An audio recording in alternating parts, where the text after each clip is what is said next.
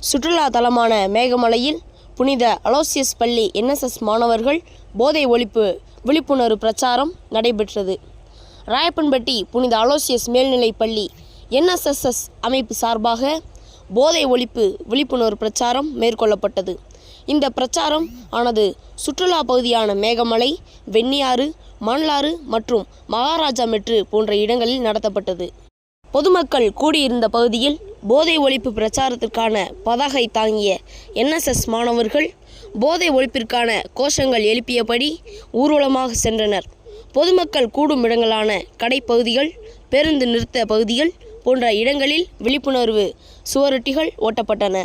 முன்னதாக உத்தமபாளையம் வட்டாட்சியர் மரியாதைக்குரிய கண்ணன் அவர்கள் இந்த முகாமினை தொடங்கி வைத்தார்.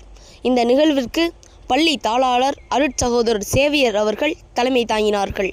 பள்ளி தலைமை ஆசிரியர் அருட்சகோதரர் அந்தோணிராஜ் அவர்கள் முன்னிலை வைத்தார்.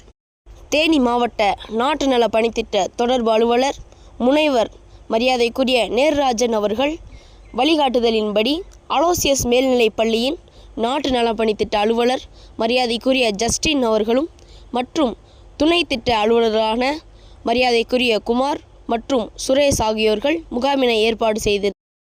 புனித அலோசியஸ் மேல்நிலைப் பள்ளியின் நாட்டு நலப்பணித்திட்ட மாணவர்கள் நடத்திய போதை ஒழிப்பு விழிப்புணர்வு பிரச்சார நிகழ்வானது இந்த பகுதியில் வரும் ஏராளமான சுற்றுலா பயணிகளிடையே போதை ஒழிப்பு விழிப்புணர்வு நிகழ்வாகவும் நெகிழியை முற்றிலும் ஒழிக்கும் நிகழ்வாகவும் அமைந்ததாக இப்பகுதி பொதுமக்கள் வெகுவாக பாராட்டி வருகிறார்கள்.